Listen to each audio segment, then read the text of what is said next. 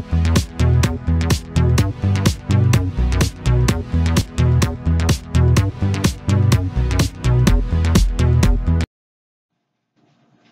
guys, I'm gonna show you guys my fidgets. This is my fidget spinner, guys. I got this one from Walgreens a couple months ago, guys. Pretty good. This one is my fidget from Happy Hands Toys, guys. Basically, they're an awesome place to check out, guys. Yep.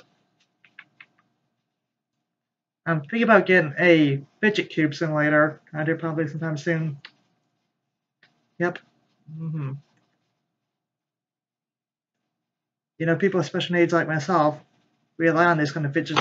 Rely on these two kind of fidgets, guys. All kinds of fidgets to help us, you know, especially with autism and ADHD like I do. Well, talk to you guys later.